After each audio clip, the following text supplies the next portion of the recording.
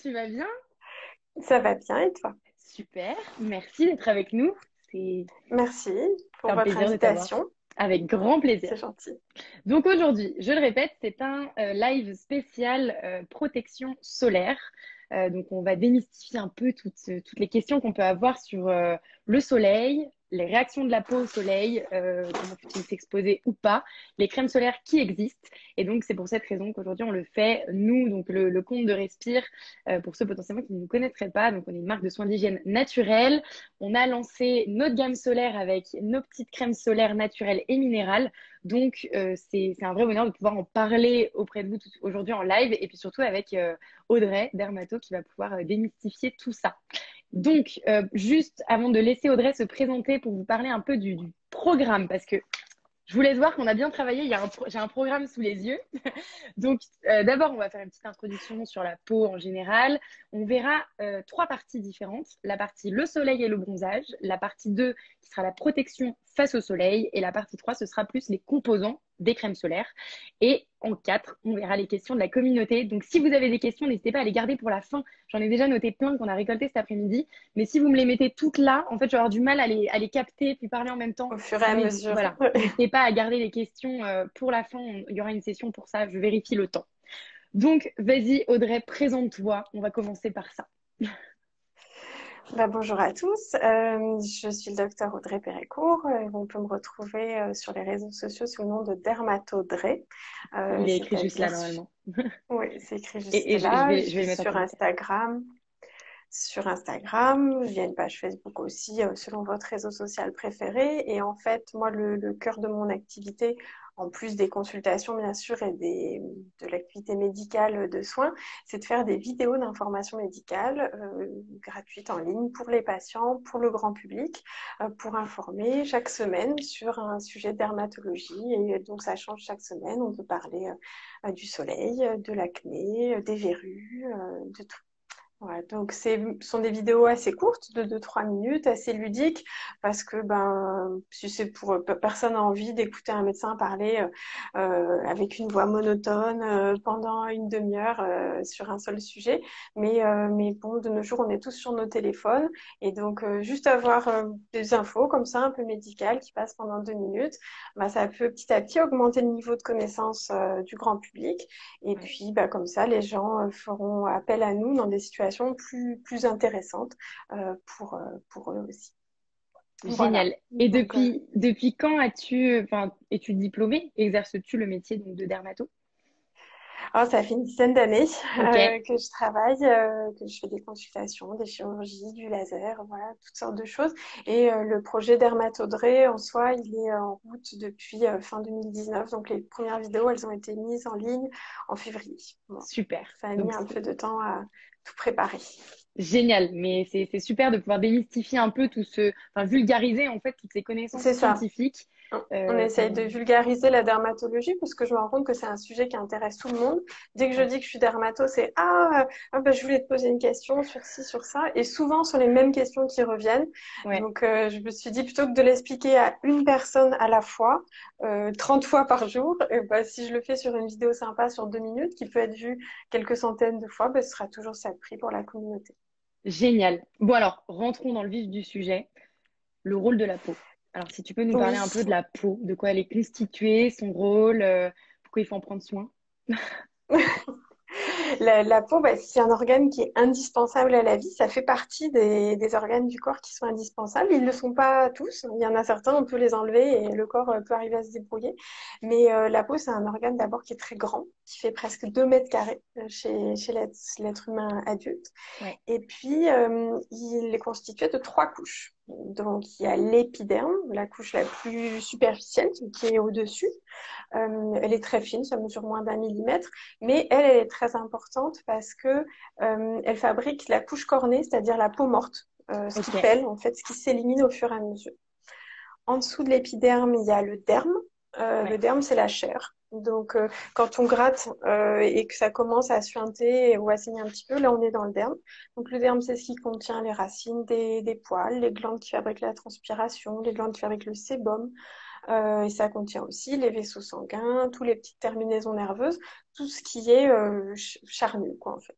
Et en dessous, il y a ce qu'on appelle l'hypoderme. C'est une couche de graisse, en fait, sous la peau. Ça fait un Ok, petit tampon amortisseur, mais il y a peu de fonctions à part de l'isolation. Voilà. ok, Donc, super. voilà les trois couches. Et en fait, les maladies le soleil sur la peau peut toucher. En premier, bien sûr, pour le soleil, ça touchera en premier l'épiderme, et puis ensuite un peu le derme. Puis le soleil, il n'arrive pas trop à toucher l'hypoderme, par contre, c'est trop profond. La graisse, donc elle n'est pas touchée par le soleil. Ok, super. Et donc la peau, bah, si je comprends bien, oui, c'est ça, c'est ce qui représente, enfin, c'est sur tout notre corps, donc c'est quand même quelque chose de très, très, très important. C'est très important. Et puis, selon les zones du corps, Ouais, l'architecture de la peau sera différente. On comprend bien que la paume de la main, l'épiderme est beaucoup plus épais, ouais, alors que sur le visage ou près des paupières, l'épiderme est très très fin. en Donc, il y a des effet. fonctions qui sont différentes selon les zones aussi. Super. Bon, alors, génial comme introduction. Merci Audrey. On va passer tout de suite du coup au soleil et bronzage. Donc, quel est l'impact du soleil sur notre peau? C'est bien qu'on en parle en plus parce qu'il fait beau un peu partout en France en ce moment, quoique là aujourd'hui c'est un peu mitigé. Mais si vous vous exposez, c'est bien de savoir tout ça. Je Euh, t'écoute. le- la- L'impact du soleil sur la peau, il y a beaucoup d'impact du soleil sur la peau. C'est un peu comme si on demandait l'impact de l'alimentation sur le corps, en fait. Ok, Donc, c'est très vaste. Donc, il y a quelques effets bénéfiques. Il faut les ouais, dire en premier. Le soleil, ça fait sécréter dans notre peau des sortes d'hormones, on va dire, pour résumer, qui nous donnent le moral. Ça aide aussi à la synthèse de la vitamine D. Mais bon, les effets bénéfiques, on les a en fait en quelques minutes. Et finalement, dans notre quotidien, on reçoit tellement de soleil qu'on a surtout des effets néfastes, c'est-à-dire des dégâts en fait du soleil sur la peau. ouais. Parce que on va le détailler un petit peu, mais ça abîme plusieurs structures dans la peau. Ok, ok, ok. Et quels Ça sont... peut... Est-ce que tu peux nous Hmm. parler un peu plus des différents types de rayons? UVA, UVB, on entend souvent Oui, parler de ça. C'est écrit d'ailleurs sur les crèmes c'est ça. solaires et on aimerait bien comprendre. C'est ça. En fait, il faut comprendre déjà qu'est-ce que c'est un rayon. Un rayon, on appelle ça une onde électromagnétique. Alors les ondes, on sait un peu tout ce que c'est. Les ondes électromagnétiques, ça va des ondes radio, quand on écoute la radio sur le poste, Ouais, aux ondes de rayons X ou de radioactivité. Donc on comprend qu'il y a des ondes qui sont entre guillemets pas dangereuses. On peut écouter la radio, rester toute la journée à côté, il se passera rien. Mais par contre, si on est à côté d'une source de radioactivité, là par contre, le corps, il aime pas ça. Donc il y ok. a toute cette bande comme ça d'ondes qui existe. Et le rayonnement du soleil qui nous arrive au niveau du sol, c'est à peu près au milieu. Ça comprend le rayonnement visible et Ouais, les UV. C'est-à-dire qu'il y a l'atmosphère qui nous arrête une grande partie du rayonnement, ouais, surtout celui qui est trop fort pour nous protéger. Si on n'avait pas l'atmosphère, il n'y aurait pas de vie sur Terre. Et donc ce rayonnement visible et UV, c'est celui qui arrive à passer à travers l'atmosphère et qui peut nous atteindre. Le rayonnement visible, on dit c'est entre 400 et 800 nanomètres. Ce chiffre-là, ça s'appelle la longueur d'onde. ok, Pour rester très simple, plus la longueur d'onde elle est petite, plus le rayonnement il est fort, il est dangereux. Donc ok, voilà, ça permet de classer comme ça les rayonnements. Donc, le visible c'est entre 400 et 800 et les ultraviolets c'est en dessous de 400. Donc ça veut dire que la longueur d'onde elle est plus petite. Donc les UV c'est plus dangereux que le ok, visible. Les premiers UV qu'on connaît sont les UVA. ouais, C'est entre 320 et 400 nanomètres. Les UV, l'étape d'après sont les UVB. Donc, ils ont une longueur d'onde qui est un peu plus petite. C'est entre 290 et 320 nanomètres. ok, Donc, plus petit, ça veut dire plus dangereux pour la peau. Et encore après, il y a les UVC, mais les UVC, eux, ils sont arrêtés par l'atmosphère, et donc cela, on n'en parle pas. Donc, d'accord, la différence entre les UVA et les UVB, physiquement, c'est leur longueur d'onde, c'est la taille, en fait, de l'oscillation. Donc, les scientifiques ont défini deux bandes comme ça, les UVA et les UVB. Et en fait, ça correspond à des effets sur la peau qui sont un petit peu différents. ok, Parce que on a dit les UVA, ils sont censés être plus gentils, ils sont moins forts, ouais, mais il se trouve qu'ils nous arrivent en beaucoup plus grande quantité. Donc, même s'ils sont plus gentils, et ben, vu qu'on en reçoit beaucoup plus, ils vont arriver à abîmer la peau aussi. Et les d'accord, UVB, ils sont un peu plus dangereux, on va dire, mais ils sont en moins grande quantité. Mais comme ils sont plus dangereux, ce sont ceux qui sont responsables des brûlures, donc des coups de soleil. Donc quand on met de la crème solaire, et que la crème solaire, elle est essentiellement protégée contre les UVB, elle va bien vous protéger contre les coups de soleil. Donc les vieilles crèmes solaires, celles qui protégeaient que contre les UVB, elles vous protègent bien des coups de soleil, mais pas des effets néfastes des UVA. Et puis, Ok. nos jours, on sait faire des crèmes solaires qui vous protègent à la fois contre les UVB et contre les UVA. Mais les effets sur la peau des UVB et des UVA sont un petit peu différents. Les UVB, ça va directement casser l'ADN. Donc, l'ADN, c'est ce qu'il y a dans le noyau des cellules, Ok. c'est-à-dire les chromosomes, notre matériel génétique. Ça, c'est hyper important pour la cellule. Elle en a besoin chaque jour. Elle utilise l'ADN pour fabriquer ses protéines. Ouais. Ça lui sert de copie de référence. Et, les UV sont capables de casser directement cet ADN. Donc, D'accord. soit on reçoit beaucoup de soleil et les UV cassent toute la cellule et elle meurt. Donc, ça fait un coup de soleil. Soit on reçoit un peu moins de soleil et les UV cassent un peu la cellule. Mais elle arrive à se réparer Ok. et en se réparant, elle peut continuer à vivre. Mais une cellule réparée, elle est plus ou moins bien réparée. Parce que le corps, il fait de son mieux, mais il laisse des erreurs à chaque fois. Et quand ces erreurs, elles interviennent dans des zones de l'ADN qui sont importantes pour la multiplication cellulaire, Ouais. et la multiplication, elle peut se dérégler et ça donne finalement un cancer de la peau parce que la multiplication cellulaire, elle est stimulée. Ok. D'où l'importance Donc, de se protéger à chaque fois qu'on s'expose. oui, c'est ça.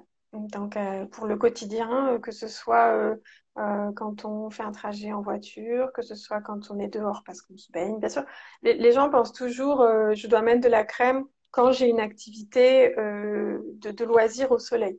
Mais donc, les patients me disent tous les jours, mais docteur, je ne m'expose pas, alors qu'ils ont des coups de soleil, ils ont des taches, ils ont tous les dégâts liés au soleil. Donc, en fait, je suis obligée de leur expliquer que au niveau de leur peau, Ouais. qu'ils soient dehors en train de jardiner ou de se promener ou voilà, de faire une activité où ils sont pas dans le but de bronzer, ou Ouais. bien qu'ils soient à la plage dans le but de bronzer, au niveau de leur peau, c'est pareil. La peau, elle se rend pas compte de l'intention de Ouais. l'activité. Ok. Et quel est le phénomène? Pourquoi on bronze? Donc j'ai compris pourquoi on prenait un coup de soleil. Et pourquoi on bronze?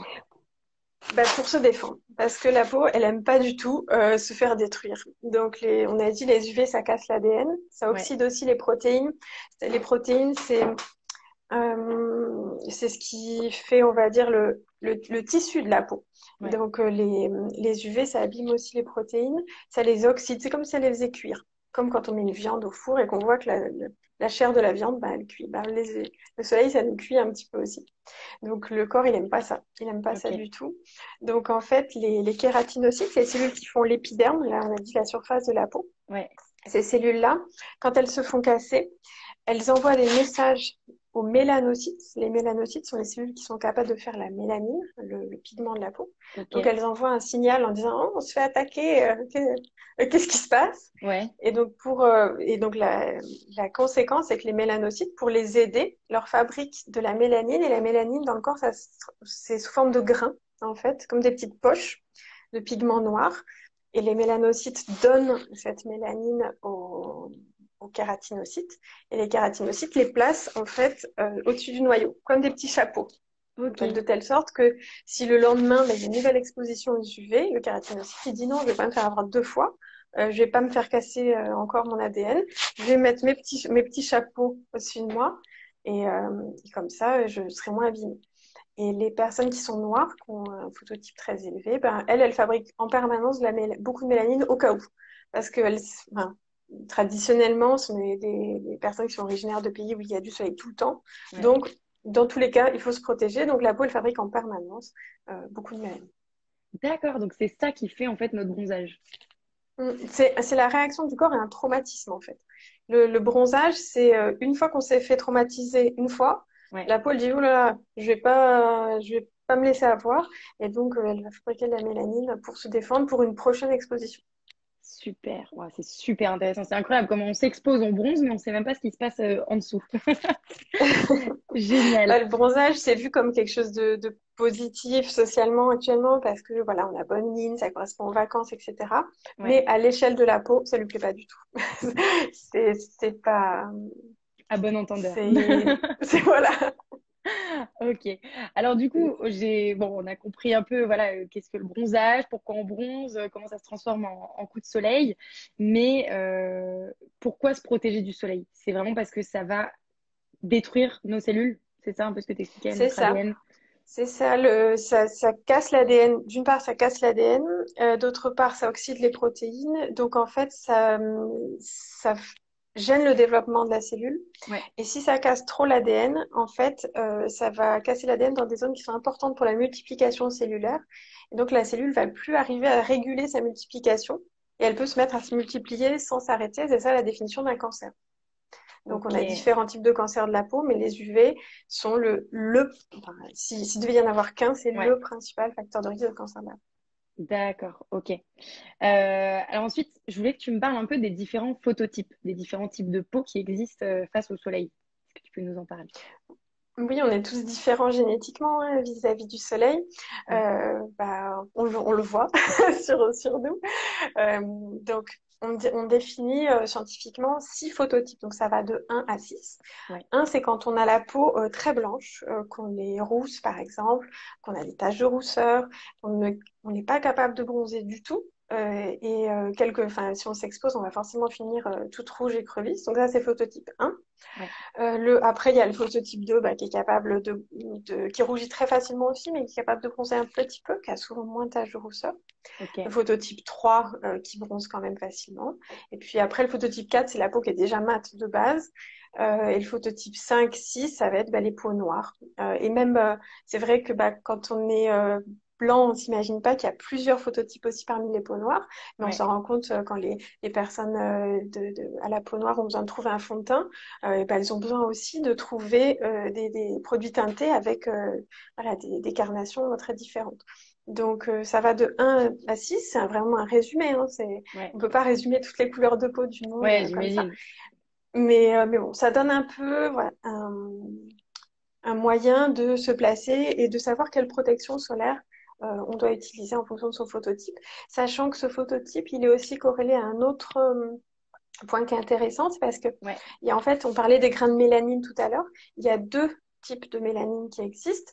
Il y a une mélanine qui est noire qui s'appelle le mélanine et une Ouais. mélanine qui est rousse qui s'appelle la phéomélanine. Alors, génétiquement, on peut fabriquer l'une ou l'autre ou les deux. Les personnes rousses, elles fabriquent que de la phéomélanine Ouais. et les personnes noires, elles fabriquent que de l'eumélanine. Et quand on est au milieu, on peut fabriquer l'une ou l'autre. Mais le problème de la phéomélanine, la mélanine rousse, c'est que d'une part, elle ne protège pas bien des UV. Ouais. Et d'autre part, quand elle reçoit des UV, quand elle se dégrade, eh bien, elle se dégrade en produits qui sont toxiques pour la cellule. Donc, c'est la double peine.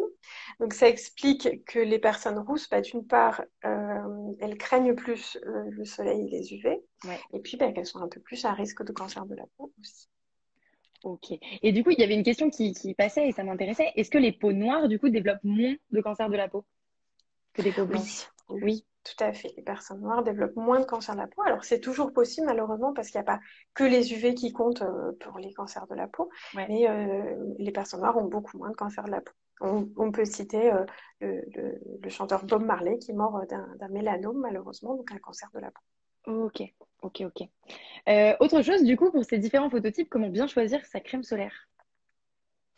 Alors, pour bien choisir sa crème solaire, il faut connaître son phototype et puis il faut savoir aussi qu'est-ce qu'on a prévu de faire. C'est-à-dire que si on est de phototype 1 ou 2, c'est simple, il faut mettre de la 50 et pas se poser de questions. Ok. C'est parce que ça sert à rien d'avoir un tube de 30 et un tube de 50 et de se poser la question chaque jour, qu'est-ce qu'on va faire. Ouais. La- le, donc, si on est phototype 1 ou 2, de la 50 tout le temps, ce sera très bien. Si on est en phototype 3 ou 4, la 30 peut avoir un intérêt Ouais. parce que selon si on, par exemple, si on veut s'exposer très longtemps, eh bien, on pourra mettre de la 50 une fois au début de la matinée, et puis elle durera jusqu'à midi à peu près. Ok. Mais bon, si on a une activité qui va durer à peu près 2 heures, de la 30 peut suffire si on est en phototype 3-4. On peut se dire que si on a la peau qui prend pas de coups de soleil très facilement, si on a une activité qui est censée durer plus de 2 heures, mettez de la 50. Ouais, Si vous pensez rester dehors moins de 2 heures, de la ouais, 30 peut suffire. Voilà. Donc, super. quitte à acheter un seul produit, il vaut mieux avoir de la 50 Ouais, parce que c'est plus, au moins ça fait, c'est utile dans plus de situations. ouais, Mais voilà, si on veut éventuellement avoir une protection un peu plus légère, pour les gens qui veulent quand même bronzer, s'ils n'ont pas encore compris que le ouais. bronzage c'est pas très bon pour leur peau, mais bon, on ne peut pas empêcher les gens de bronzer. Donc si on veut se protéger de manière un peu plus légère, eh ben, on peut mettre de la 30 si on a une activité qui va durer, on va dire, moins de 2 heures de Ok, donc la différence entre la SPF 30 et la SPF 50, finalement, c'est le temps qu'on va pouvoir la garder sur le corps où elle va nous protéger. C'est un peu Alors, ça? on le traduit effectivement par une notion de temps pour que ce soit pratique pour les gens, parce que en fait, quand on fait les tests en laboratoire pour savoir l'indice de la crème, Ouais, on illumine la peau du cobaye, de la personne qui se fait tester, avec une lumière très forte. Et si cette personne, avec la lumière très forte, elle est capable de prendre un coup de soleil en 1 minute, eh bien, quand on va mettre la crème avec un indice 50, il va falloir 50 minutes avec cette même lumière très forte pour obtenir un coup de soleil. ok. Donc, voilà, c'est pour ça que ça correspond à peu près à un temps. Et donc, la 30 est, on va dire, à peu près moitié moins efficace que la 50. Ok, Donc, ces conditions expérimentales, elles sont pas reproductibles dehors. C'est-à-dire que personne ne prend un coup de soleil en 1 minute ouais, dans la vraie vie. évidemment. Mais par contre, en 50 minutes, on peut tout à fait prendre un coup de soleil parce que, en fait, en laboratoire, les tests sont faits avec des grandes quantités de crème. Genre, on met vraiment une grosse noisette de crème. Ça, Ouais, personne le fait, se mettre une couche complète de crème. Donc, souvent, on en met, c'est vrai, souvent, on n'en met pas assez. Donc, normalement, il faut 2 milligrammes de crème par centimètre carré. Ça fait vraiment beaucoup de crème. ok. Et est-ce que, j'ai vu la question passer, est-ce que la 30 et la 50 nous permettent quand même de bronzer les deux? Est-ce qu'on bronze de la même manière en mettant de la 30 ou de la 50? Alors, on a dit tout à l'heure, si vous voulez bronzer, si vous voulez abîmer votre peau. Donc, donc voilà, on retourne la question. Déjà, c'est peut-être pas Du une coup, faut bonne pas idée. Mais s'exposer. ce serait mieux. Mais il y a toujours des situations dans la vie où on est forcément exposé parce qu'on a Ouais, envie d'avoir des loisirs dehors, etc. Donc, finalement, le bronzage, il va plutôt découler de ça. Mais s'exposer dans le but de bronzer, ça, aucun dermato pourra vous dire que c'est bien. ok. Mais voilà, quand vous êtes exposé parce que vous avez un loisir qui se passe en extérieur, etc., la 50 va plus vous protéger que la 30, c'est Ouais, sûr. Mais de toute façon, il y a quand même des UV qui vont passer. Quand on parlait autrefois d'écran total, c'est jamais total. Donc, de toute façon, vous allez recevoir un rayonnement. Et si vous en mettez le matin et que vous restez toute la journée dehors, et ben, de toute façon, au bout de 2 heures, vous allez recevoir du rayonnement. ok. Ok, ok. Et je vais prendre une question parce qu'elle tombe tout le temps depuis tout à l'heure, c'est est-ce que la crème solaire nous empêche de capter la vitamine D? Alors, la vitamine D, on ne peut pas la capter. Elle Ok, n'arrive pas par l'extérieur. La vitamine D, c'est quelque chose que notre corps fabrique. Donc, on a des précurseurs de la vitamine D, à partir notamment du cholestérol. Donc, en fait, à partir des graisses qu'on a dans le corps, on fabrique une provitamine D, c'est-à-dire l'étape avant la vitamine D. Et parmi les étapes de cette fabrication, les UV ont un rôle. Donc, on a besoin d'un petit peu d'UV pour fabriquer de la vitamine D. On sait que sous nos latitudes, là, à peu près en France, il suffit d'une dizaine de minutes au niveau du visage et des avant-bras pour avoir la quantité d'UV suffisante pour fabriquer assez de vitamine D. Donc, il n'y a ok, pas besoin de se mettre en plein cagnard en attendant pour fabriquer de la vitamine D. Et au contraire, plus on reste au soleil, plus les UV vont casser la vitamine D que notre peau a réussi à fabriquer. Donc, rester 2 heures au soleil en se disant je vais faire un plein de vitamine D, non. En fait, c'est pas plus utile. Vaut mieux que notre peau elle voit un petit peu du soleil tous les jours ok, plutôt que de faire des excès de soleil.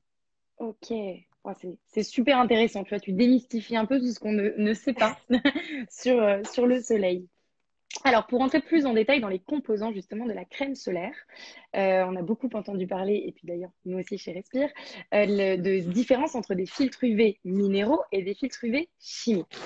Alors, juste avant que tu nous expliques cette différence, pour info, chez Respire, on utilise des filtres UV qui sont minéraux, et la plupart des crèmes solaires qui sont sur le marché aujourd'hui sont à base de filtres UV chimiques, mais de plus en plus de crèmes solaires ont des filtres UV minéraux.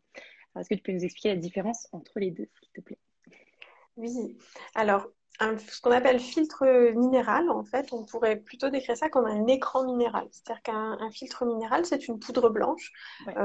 Classiquement, sur le marché, il y en a deux. Il y a le dioxyde de titane et l'oxyde de zinc. Ouais. Donc, c'est de la poudre blanche. Et vous comprenez que quand vous avez quelque chose qui est blanc, bah, le rayon lumineux qui va arriver dessus va être réfléchi comme un petit miroir, en fait. Et comme ça, bah, vu qu'il est réfléchi, il ne peut pas rentrer dans la peau, il ne peut pas l'abîmer. Donc, on a une action physique qui renvoie la lumière. Donc ça, c'est pour les filtres minéraux. L'avantage, bah, c'est qu'il y a moins d'interaction avec la peau elle-même, puisqu'il s'agit juste de petits miroirs qu'on place devant. L'inconvénient, ça peut être parfois au niveau de ce qu'on appelle la galénique, c'est-à-dire Ouais. l'aspect du produit. C'est-à-dire que bah, si on se met comme de la poudre blanche, bah, on a l'air blanc. Donc, selon la formulation, c'est vrai que ça peut faire un effet un peu plat. Ouais. Au niveau des filtres chimiques, Ouais. qu'on peut appeler aussi filtres organiques, là, c'est une molécule qui est différente. C'est une molécule qui est capable d'absorber les UV. Donc, elle ne va pas les réfléchir comme le ferait un miroir, mais elle va les absorber et avec une facilité plus grande que ce que ferait la peau. C'est-à-dire que vu que la crème solaire, on l'applique sur la peau, quand Ouais. les UV arrivent, s'il y a la crème qui est capable d'absorber ces UV, eh ben, tout ce qu'elle aura absorbé, ben, ce sera quelque chose qui ne va pas rentrer dans la peau et interagir avec la peau. Donc les filtres chimiques ou organiques, il y en a 152 différents. Ouais. Ils ont tous un spectre un petit peu différent, c'est-à-dire des capacités à réagir avec les UVB et ou avec les UVA. Ouais. Donc les compositions des filtres, enfin des crèmes qui contiennent des filtres chimiques sont en général très variées. Il y en a certains filtres chimiques qui ont été abandonnés avec le temps parce qu'en fait leur spectre n'était pas forcément adapté, protégeait pas assez contre les UVA. Ok. Il y en a d'autres qui ont été abandonnés parce qu'ils étaient un peu allergisants. L'octocrylène par exemple, qu'on doit normalement plus retrouver dans les bonnes crèmes solaires. Ouais. Et puis, il y en a d'autres qui font un peu polémique parce qu'il y aurait peut-être un effet de perturbateur endocrinien. Donc, tout ça, c'est en cours d'analyse, Ouais. mais c'est vrai que ce sont les polémiques qu'on peut trouver sur les filtres chimiques. Super, merci. Et donc, justement, bah, nous, pour parler un peu plus donc, de la crème Respire, donc c'est une crème solaire qu'on a développée, donc on a le SPF 30 et le SPF 50, on en parlait tout à l'heure, avec un filtre UV minéral qui est, tu parlais, il y en a deux, donc il y a l'oxyde de zinc et le dioxyde de titane, et nous avons du dioxyde de titane. Pourquoi? Parce qu'en fait, il est moins blanc, donc en fait, c'était vraiment, nous, on cherchait à avoir le meilleur compromis entre protection efficace et en même temps une crème solaire quand même agréable et qui fasse pas un plâtre blanc. Donc voilà pourquoi on a choisi ça. Et c'est une formule huileuse avec des huiles sèches et des huiles végétales qui nous permettent de quand même hydrater la peau et bien l'étaler. Donc voilà, comme ça on a parlé un peu de nos crèmes solaires aussi qui viennent de sortir. Si vous avez des questions tout à l'heure, vous n'hésiterez pas. Est-ce que, là j'ai une question, mais est-ce que c'est toi qui peux en parler ou est-ce que c'est plutôt moi sur les études que j'ai lues et ce que j'observe? C'est quel est l'impact de la crème solaire sur l'environnement? Est-ce que ça, tu as Alors, une réponse, toi? l'environnement, c'est pas mon Oui, c'est pas métier, ton. Ouais. donc je te laisserai plus en parler, mais je sais que voilà, en tant que médecin, on préfère pour l'environnement, notamment pour les coraux en fait et les organismes qui vivent dans l'eau, on préfère les filtres minéraux parce que les filtres chimiques bah, se déposent sur les coraux et Ouais. interagissent avec les coraux aussi. Mais bon, tu t'en parleras certainement mieux que moi. C'est ça. Alors, c'est quand même encore très compliqué, très controversé cette histoire d'études entre les filtres UV chimiques, les filtres UV minéraux. Ceci étant dit, les filtres UV minéraux, donc nous, en tout cas, on vient de passer un test sur les filtres UV de nos crèmes solaires qui nous dit que notre crème solaire à nous n'a pas d'impact aujourd'hui sur les océans et notamment sur les algues. Donc, ne détruit absolument pas les algues. Et ça, c'était vraiment un test que nous, on voulait passer parce que c'est super important d'essayer d'avoir des produits les plus éco-responsables possibles et qui ne détruisent pas notre belle nature. Donc, au moins, les filtres minéraux, on sait qu'ils n'ont pas d'impact négatif sur les algues. Sur les coraux, c'est encore en étude, mais il se dit que ça aurait un impact en tout cas moindre que les filtres UV chimiques qui sont utilisés. Et puis pour faire aussi un petit lien avec notre crème solaire à nous qu'on a utilisée, on a, on a donc on a de la crème solaire qui est dans un packaging qui est en plastique en direction d'être.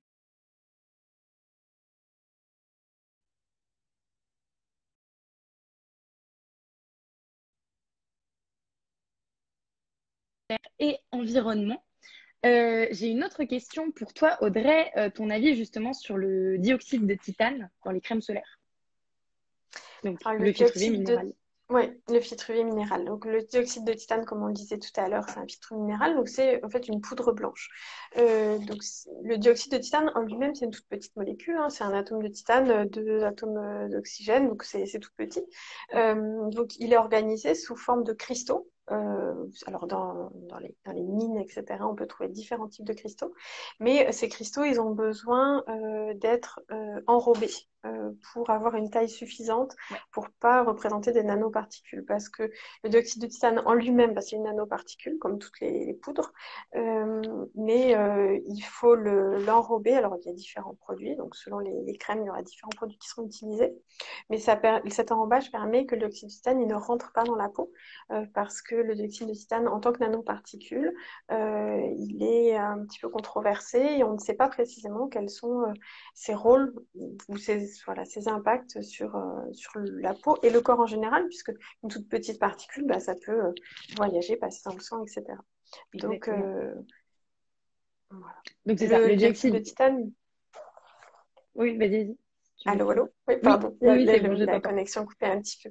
Le dioxyde de titane, par exemple, si on l'inhale, voilà, par voie respiratoire, on sait qu'il est dangereux. Donc, quand on l'applique sur la peau, voilà, on va pas Ouais, aller respirer directement le titre dans le nez, mais on évite. c'est quelque chose, voilà, c'est quelque chose qui ne doit pas rentrer dans la peau. Ouais, c'est ça. Et donc, nous, pareil, on a utilisé, c'est une question aussi qui nous vient souvent. Donc, notre filtre UV minéral est du dioxyde de titane, mais il est enrobé, donc c'est ça, dans une enveloppe, comme tu disais, qui nous assure de ne pas avoir une taille inférieure à 100 nanomètres, donc qui est un format de nanoparticules. Donc, Nanoparticules. nous, il n'est pas sous forme nanoparticules. Donc voilà, je pense qu'on a fait déjà pas mal le tour de ce que j'avais préparé. Maintenant, on va passer à toutes les questions. Je ne sais pas si j'ai bien parlé des crèmes solaires. Si vous avez des questions, n'hésitez pas. Donc en tout cas, elles sont à 98% d'origine naturelle. On essaie vraiment d'avoir les crèmes solaires les plus saines possibles. Je mets toujours un peu des guillemets parce que voilà, on bannit un peu tous les ingrédients qui sont controversés, mais c'est toujours voilà, on essaye de faire du mieux qu'on peut. Et on a un mélange d'huile sèche dedans. Donc voilà, je vous disais des huiles pour justement disperser, des huiles sèches pour disperser le dioxyde de titane pour que ça s'étale bien sur le corps et qu'on n'ait pas cette espèce de plâtre blanc, mais tout en ayant cet effet miroir qui reflète les rayons du soleil. On a passé tous nos tests, bien sûr, pour prouver qu'on ait des crèmes efficaces qui protègent efficacement du soleil. Et ensuite, on a des huiles végétales, donc huile d'amande douce bio, huile d'abricot bio, en fonction des deux crèmes.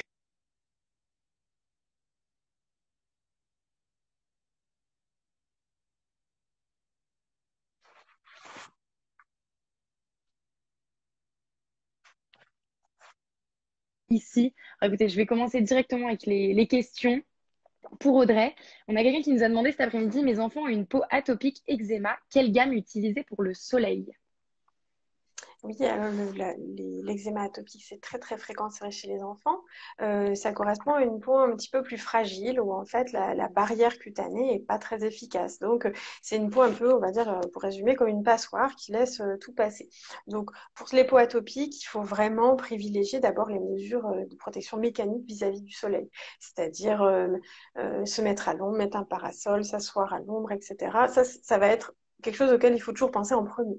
Ensuite, les vêtements. Garder un petit t-shirt en lycra pour se baigner, avoir un polo plutôt qu'un débardeur pour aller se promener, mettre un paréo sur ses jambes si on est à la plage ou en bateau, etc. Donc, toutes ces mesures-là, elles vont être d'abord prioritaires sur la crème. Bon, c'est un peu valable pour tout le monde, mais encore plus pour les atopiques. Et après, pour les atopiques, sachant qu'ils peuvent être malheureusement réactifs un peu à tout, et ben, il faut tester. Il faut Ouais. tester. Et puis, donc, normalement, les filtres minéraux sont censés être hypoallergéniques. Après, bah, ils peuvent parfois, selon la composition complète de la crème, faire qu'il y a des allergies ou des intolérances qui peuvent se produire. Mais on aurait tendance, oui, à plutôt conseiller les, les crèmes solaires qui contiennent des filtres minéraux. De toute façon, pour les enfants, il y a beaucoup plus de produits qui contiennent des filtres minéraux en général. Super, merci beaucoup. De toute façon, il faut tester en fait, hein. Pour les Ouais, atopiques, il faut tester quelques jours et puis si ça se passe bien, tant mieux. Et sinon, bah, ça servira à quelqu'un d'autre de la famille. ouais, en effet. Super. Alors, je vois deux questions qui sont passées. Quand sera disponible la crème solaire? Donc, pour nous, chez Respire, elles sont déjà disponibles sur notre site www.respire.co. Donc, n'hésitez pas à aller voir. Et la durée de conservation de cette crème, on est sur un PAO, donc péremption après ouverture, de...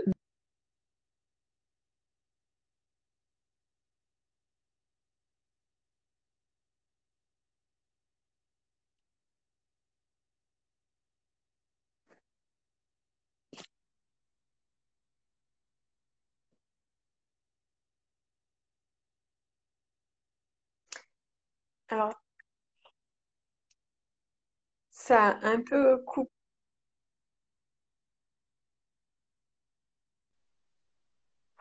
Est-ce que tu m'entends? Non, tu m'entends plus?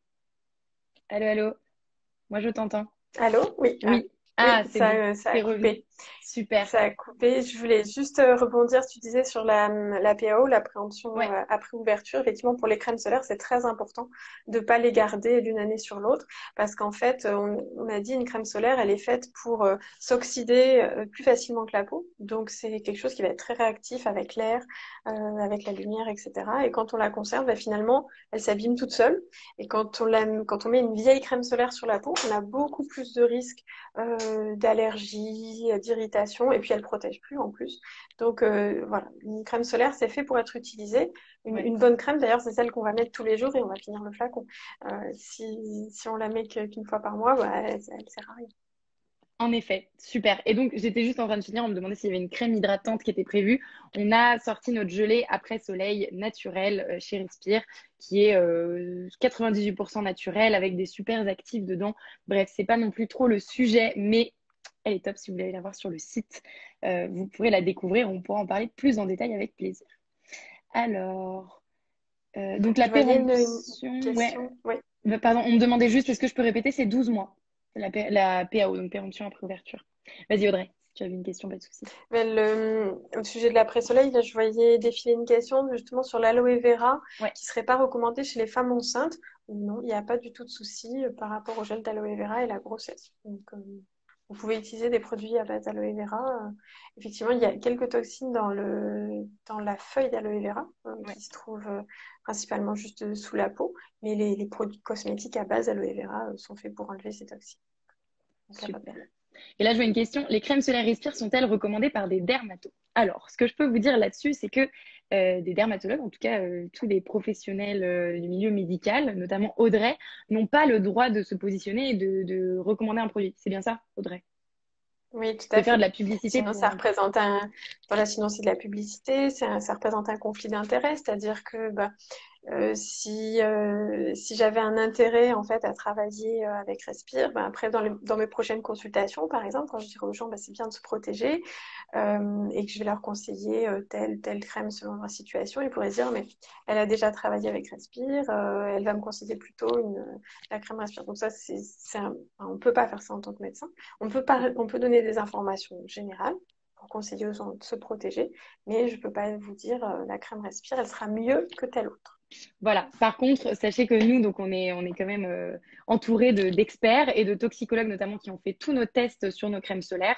Et donc, bien sûr, elles sont en tout cas recommandées par les toxicologues comme étant des crèmes efficaces contre les effets du soleil. Et sinon, on n'aurait pas pu d'ailleurs les mettre sur le marché. Donc voilà. Et qu'est-ce que je peux dire? Oui, et on a aussi un article qui va bientôt sortir qui a été écrit avec un professionnel du solaire, donc toxicologue, qui va sortir sur notre site et où il nous a aidé à écrire un peu toute cette partie, tous les tests qui ont été passés sur la crème solaire Respire. Donc si ça vous intéresse, c'est d'ici quelques jours, ce sera disponible. Et je voulais juste une question qui passait sur à partir de quel âge on peut utiliser la crème solaire Respire. Alors, on a fait tous les tests à partir de 3 ans. Donc, c'est les enfants à partir de 3 ans. Pour en dessous de 3 ans, en fait, c'est des tests très, très poussés qu'on n'a pas encore fait. Donc, voilà, je peux vous dire à partir de 3 ans. Après, je ne sais pas s'il y a une grande différence. Bah, à toi de nous dire, Audrey, peut-être entre les peaux des bébés en dessous de 3 ans et au-dessus de 3 ans. En dessous de 3 ans, surtout en dessous de 2 ans, la peau est vraiment immature et donc elle est plus perméable, elle est encore plus passoire, si Ouais, vous voulez. Donc c'est vrai qu'on essaye d'utiliser le moins de cosmétiques possible, le moins de produits sur la peau. De toute façon, voilà, un enfant, un petit nourrisson, il vaut mieux qu'il reste à l'intérieur, à l'ombre, etc., plutôt qu'on lui mette quoi que ce soit sur la peau. Donc, et c'est vrai, comme tu disais, les études cliniques sont beaucoup plus difficiles à conduire en pédiatrie, Ouais, c'est-à-dire qu'il faut des autorisations beaucoup plus complexes à mettre en œuvre. c'est ça. Alors, je vais regarder s'il y a d'autres questions. Euh, Alors, l'an dernier, des articles ont dit que les solaires bio ne protégeaient pas assez. Qu'en pensez-vous? Je te Alors, laisse d'abord, répondre. solaire bio, qu'est-ce que c'est? Parce qu'en fait, quand on parle de cosmétiques bio, il y a beaucoup de cahiers des charges différents, il y a beaucoup de marques bio différentes, donc il y a des logos différents. Et chaque petit logo, que ce soit AB, EcoCert, etc., ça correspond à un cahier des charges différent, donc avec des pourcentages d'ingrédients naturels, biologiques, végétaux, etc., différents. Donc, bio et bio, c'est déjà pas pareil. Après, si on veut parler du bio en général, c'est vrai que enfin, c'est difficile de trouver de nos jours une très bonne crème solaire bio. Parce que quand on dit une très bonne crème solaire, qu'est-ce qu'on veut? Les patients, ils nous demandent une crème solaire qui fasse pas blanc. Donc, l'oxyde, si elle est 100% à l'oxyde de zinc comme filtre minéral, ben, ça Ça va va être pas le faire. compliqué. Ensuite, il faut une crème donc, qui contienne que des huiles végétales. Donc, les huiles végétales, le problème, c'est que ça rancit, c'est-à-dire ça s'oxyde. Donc, ça sent mauvais. C'est pas stable. Donc, c'est difficile d'obtenir voilà, une bonne crème solaire. Si déjà elle sent l'huile rance, ça veut dire qu'elle est plus bonne. Parce qu'en plus, dans le bio, ben, il faut utiliser très peu de conservateurs. Donc, comme conservateur, on peut utiliser quelques conservateurs naturels, comme la vitamine E, par exemple. Mais pour que la crème, elle reste bien stable, et ben, si on a beaucoup d'huile, plus on a d'huile végétale dedans, donc des huiles qui s'oxydent, plus on a besoin de mettre des conservateurs. Et en plus, si on est sur une émulsion, c'est-à-dire sur un peu d'eau dans la crème, pour pas avoir que de l'huile, eh bien, il y a des bactéries qui peuvent se développer dedans, donc on est obligé de mettre des conservateurs un peu antibactériens. Et ces conservateurs-là, il y en a quelques-uns qui existent au niveau naturel, mais pas beaucoup ou pas très efficaces. Il faut souvent avoir recours à des conservateurs chimiques. Donc, c'est vrai que c'est difficile de nos jours de trouver une bonne crème solaire bio et qui corresponde à tout ça, à tout ce qu'on veut. C'est-à-dire, ok, elle est bio, donc elle est bonne pour, entre guillemets, bonne pour la santé, mais elle fait pas blanc et elle rancit pas et elle est stable et elle se contamine. En effet. Donc, je ne connais pas de produit idéal. Donc, c'est pour ça que voilà, l'adaptation du comportement vis-à-vis du soleil, ça doit toujours être prioritaire. On ne peut pas se dire, je vais me baigner à 14 heures en plein cagnard, Ouais. mais c'est bon parce que j'ai mis de la crème solaire. Ça, c'est idiot. Euh, mais la crème solaire, elle doit intervenir dans toutes les situations de notre vie où on est dehors, ou bien on est en voiture, parce que les UVA, ça passe à travers les vitres, par exemple. Ouais. On va faire un long trajet, et ben, ça vaut le coup de se mettre de la crème solaire sur les avant-bras. Super. C'était super intéressant. Et d'ailleurs, bah, tu disais, donc nous, juste pour info, notre crème solaire, alors on n'a pas la certification bio, mais elle est certifiable bio. Donc on essaye de faire au mieux. Et on a du dioxyde de titane, donc elle n'est pas toute blanche plâtre comme tu disais, Audrey. Et comme on a une base d'huile sèche, en fait, on peut se permettre d'être sans conservateur. Donc on n'a pas de conservateur ajouté dans notre formule. C'est en fait les huiles sèches qui permettent de conserver la formule, qui ne peuvent pas développer de bactéries en elles, si c'est bien ça que j'ai compris. En tout cas, on n'a pas de conservateur et elle se conserve quand même pendant 12 mois. Voilà, je vais regarder s'il y a d'autres questions, s'il y en a d'autres qui étaient tombées. Hum, hum, hum. Euh, alors, j'arrive pas à trouver là de questions dont on n'ait pas parlé. Euh, alors, j'ai une question. Ah oui, mais ça, je vais pas savoir y répondre parce qu'il faudrait que j'aille regarder dans la FAQ. La crème solaire Respire est-elle non comédogène? Je me souviens plus ce que ça veut dire comédogène. Tu peux m'aider? Alors, oui, comédogène, ça veut dire que ça favoriserait des points noirs. Donc, c'est-à-dire que ça favorise l'acné. Il faut regarder éventuellement dans les tests, dans les études qui ont été faites, Ouais. la comédogénicité. Ça se mesure en fait quand on fait les tests cosmétiques avec des tests d'application d'usage par exemple, sur un mois. Donc, on demande à une vingtaine de personnes d'utiliser la crème sur le visage pendant un mois. Et en fait, avant le début du test, on mesure le nombre de points noirs qu'ils ont sur le nez, sur l'aile du nez. Ok. Et puis, on les revoit au bout d'un mois et on compte le nombre de points noirs qu'ils ont sur le nez. Et donc, C'est ça qui permet de définir la comédogénicité d'un produit. Donc, je ne sais pas si elle a Ok. été Alors, étudiée pour les crèmes Respire ou pas. moi, ce que j'ai dans notre réponse du coup à la comédogénicité, la comédogène, c'est donc notre formule a été testée et formulée pour convenir au corps et au visage. Cependant, nous n'avons pas fait de test spécifique pour la comédicité et nous ne la recommandons pas en usage quotidien pour le visage, particulièrement pour les peaux mixtes à grasses, en raison de sa forte concentration en huile nourrissante. En effet, c'est une crème qui est quand même assez grasse en huile quand on l'applique sur le corps. Donc sur le visage, ça passe. Moi, je l'applique en tout cas quand je m'expose au soleil, mais quotidiennement, c'est vrai que si on a une peau à tendance grasse, c'est pas la meilleure solution. Il y avait des questions sur le solaire pour la bouche. Donc moi, je Les recommande pas de sticks? mettre notre crème solaire sur la bouche. Donc je pense que c'est du stick qu'il faut. C'est ça, Audrey? Mm, Un mm. stick Oui, avec. oui, non, c'est pas fait pour. Et puis le dioxyde de titane, il est En effet. déconseillé dans les produits alimentaires en plus. Donc, il faudrait trouver voilà, un autre filtre éventuellement Ouais, pour le stick. Ouais. exactement. Combien est-elle pour les enfants? Alors je vois à nouveau la question. On y a déjà répondu. Donc c'est pour les enfants à partir de 3 ans. Sera-t-elle disponible dans les monoprix? Oui, elle y est déjà d'ailleurs. Faut-il une crème spécifique pour les métis? Non, l'indice 30 est très bien pour les métis à ce moment-là. Ok. Les métis sont des personnes qui ont un phototype 4 en général, Ouais. donc ont cette capacité à fabriquer de la mélanine. Donc leurs mélanocytes sont assez performants. Donc ils n'ont pas besoin d'avoir un indice 50 parce que leur mélanine est déjà assez efficace. Le 30, ça ira très bien. Super. On avait une autre question. Comment préparer sa peau au soleil lorsqu'on a une peau de rousse? Eh bien, on la prépare pas. Il n'y a pas de C'est préparation. tout ça.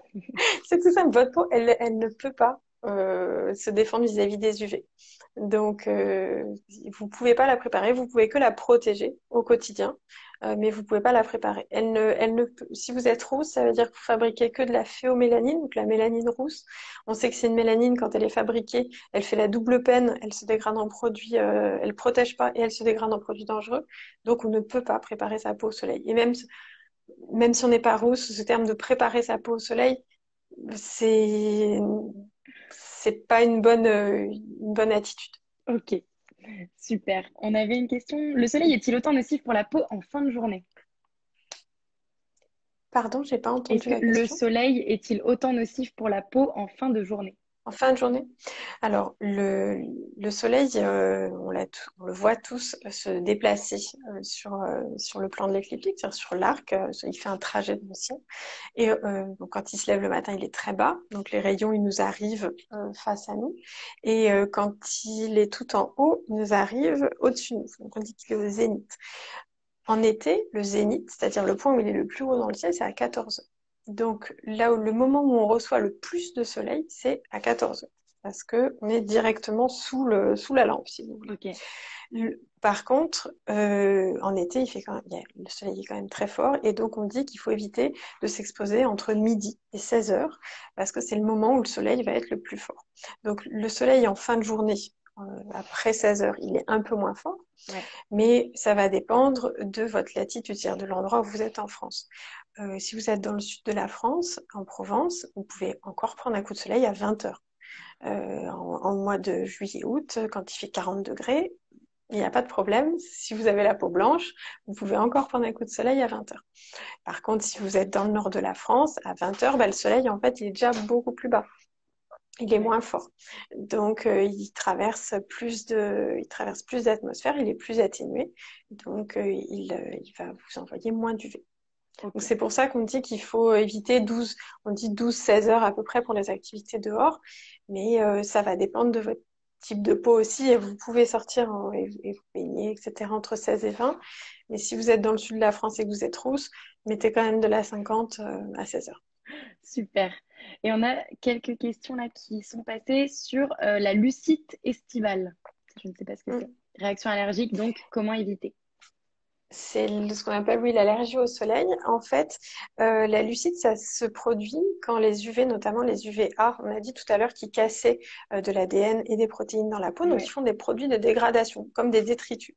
Et ces détritus, ils sont reconnus par le système immunitaire ouais, comme des agents étrangers, parce que la peau, normalement, elle a des protéines qui sont entières, et parfois, bah, quand des bouts de protéines, des détritus, elle les reconnaît plus comme propres à elle-même. Donc c'est le système immunitaire va dire, oh là là, il y a des détritus, il y a des choses étrangères dans la peau, on ne les reconnaît pas, on va déclencher une réaction inflammatoire.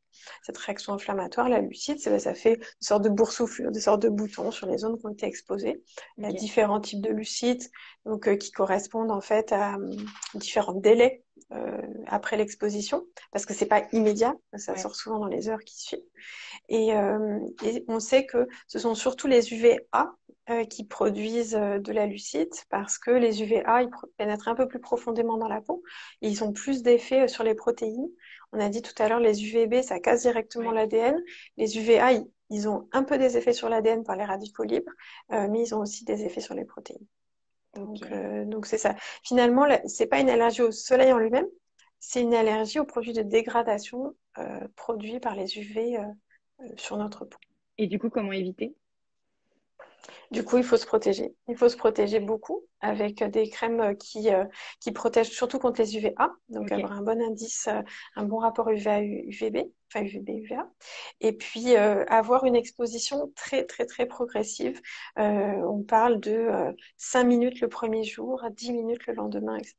Donc, si vous avez la peau blanche, vous avez tendance à la lucide et vous allez directement en vacances sous les tropiques, passer 2 heures à la plage, c'est sûr que vous allez être pleine de boutons. Donc, c'est c'est juste dans ces indications-là qu'on peut dire qu'on peut un peu préparer sa peau ouais. pour en fait la stimuler à fabriquer un peu de mélanine jour après jour pour les gens qui ont vraiment une lucidité qui est invalidante. Sinon, honnêtement, on peut aussi mettre de la crème solaire tous les jours et puis voilà, Ok, ça suffit largement. super. On avait Plutôt une que autre d'essayer question, de dégrader sa peau, quoi. en effet. On va faire vite parce qu'il nous reste que 6 minutes avant que ça coupe ce petit live. Mais on avait une question là sur le soleil. Ah, je crois que ça a coupé. Je te parlais du soleil pour Oui. les femmes enceintes. Tu m'entends? Mhm. Ouais. Est-ce que le Oui, soleil oui, pour les femmes j'entends, enceintes j'entends. est dangereux ou pas? Est-ce que là on C'est demandait est-ce qu'on peut mettre de la SPF 50? Alors oui, on peut mettre de la crème solaire quand on est enceinte et il faut d'autant plus en mettre que quand on est enceinte, on a beaucoup d'hormones, d'œstrogènes qui sont produites. Et en fait, les œstrogènes sont des agents qui favorisent la pigmentation, qui favorisent la synthèse de la mélanine. Donc, Ok. on sait tous que pendant la grossesse, on a tendance à avoir de l'hyperpigmentation, Ouais. notamment des taches au niveau du visage, ça s'appelle le masque de grossesse, ou médicalement, nous, on appelle ça le mélasma. Et donc, c'est important de bien se protéger du soleil quand on est enceinte parce qu'on est pleine d'hormones, pleine d'œstrogènes. Et les UV, il suffit qu'il y ait un petit peu d'UV ou même de rayonnement visible. C'est-à-dire que même la lumière du jour, sans qu'on soit en plein Ouais. soleil, la lumière du jour stimule cette pigmentation. Donc, on peut se trouver avec des taches qui sont plus ou moins esthétiques. Ok. Et on s'en rend compte aussi parce que quand on est enceinte, il y a tout qui pigmente, notamment les mamelons, les aréoles.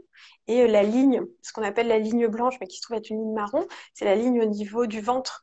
Donc les femmes enceintes, souvent en troisième trimestre, elles se rendent compte qu'elles ont toute la ligne au milieu du ventre, là où il y a le nombril, qui devient plus foncé. C'est assez typique quand on est enceinte. Donc ça fait partie de Ok. cette hyper-réactivité vis-à-vis de la lumière. Super. On va quand même prendre une question qui passe depuis tout à l'heure. C'est la peau acnéique face au soleil. Que faire? Que faire? Bah, faut bien se protéger aussi parce que le soleil, ça favorise. En fait, on a parlé des effets directement au niveau cellulaire, mais les autres conséquences du soleil sur la peau, c'est que ça épaissit l'épiderme Ouais. et ça augmente la sécrétion de sébum. C'est-à-dire que pour se défendre, bah, la peau, elle se dit, bah, je vais rajouter plus de peau morte. Comme ça, le soleil, il arrivera moins à passer. Et puis, je vais fabriquer plus de sébum parce que, bah, pareil, ça épaissit la couche qu'il y a sur la peau. Seulement, quand on est acnéique, si on fabrique plus de sébum et qu'en plus, l'épiderme est plus épais, donc les glandes, elles sont encore plus enfermées en dessous, eh ben, on fabrique tous les ingrédients nécessaires pour avoir une bonne grosse poussée d'acné dans les semaines qui suivent. Donc même si le soleil au début, on se dit ah, bah, c'est bien, j'ai l'air bronzée, j'ai bonne mine, je vois moins mes boutons parce que je suis un peu marron finalement avec le bronzage, en fait c'est pas du tout Ok. une bonne idée. Donc, vaut mieux ne pas s'exposer. Bon, je pense qu'on va s'arrêter là, même si je vois d'autres questions. On en a une, si tu peux y répondre en 1 minute, sur les grains de beauté avec le soleil. Est-ce que c'est néfaste et comment protéger les grains de beauté? Alors, le soleil n'est pas plus néfaste sur les grains de beauté que sur le reste de la peau. Donc, il faut Ouais, se protéger toute la peau en général. Donc, mais les grains de beauté, j'en parle sur une des vidéos YouTube ah parce que super, Dermatodré, c'est essentiellement des vidéos YouTube, donc je disais pour l'information médicale. Et donc, il y a toute une vidéo sur les grains de beauté, justement, donc, que les gens peuvent regarder. génial. Eh ben, Audrey, un grand, grand merci d'être venue nous partager tout ça. C'est Merci à vous. super intéressant. J'ai beaucoup, beaucoup appris. Donc, n'hésitez pas à aller suivre Audrey, du coup, sur Dermatodrey, où tu nous fais plein de vidéos, où tu vulgarises enfin ce métier de dermato, où on n'y connaît rien. On est tous en train de se regarder la peau, en train de se dire, ah, j'ai ça, qu'est-ce que c'est? Il Donc, y a beaucoup de questions. donc, vraiment, merci beaucoup. J'espère que ça a pu vous aider Ben, un merci peu. pour votre accueil, Respire. Avec grand, grand plaisir. Et puis, bah, n'hésitez pas, en tout cas, ceux qui nous ont suivis, si vous avez d'autres questions pour nous sur nos crèmes, à nous les écrire. Si vous avez d'autres questions sur la peau, bah, c'est plutôt auprès d'Audrey, et puis elle fera certainement des vidéos pour vous en parler. Parce qu'en ce moment, Audrey est très occupée, elle fait des téléconsultations. Donc, tu n'es Aussi. pas, voilà, tu fais ton C'est ça. télétravail. Mais la protection solaire, ben là, avec le printemps qui arrive et le confinement qui sera levé dans quelques semaines, les gens vont se lever au soleil. Donc c'est vrai que ça va être des vidéos qui vont être développées en priorité. La protection solaire, on prendra les effets du soleil sur la peau, les cancers de la peau aussi, quels sont les types de cancers de la peau, ouais, etc. Super, c'est vraiment super intéressant.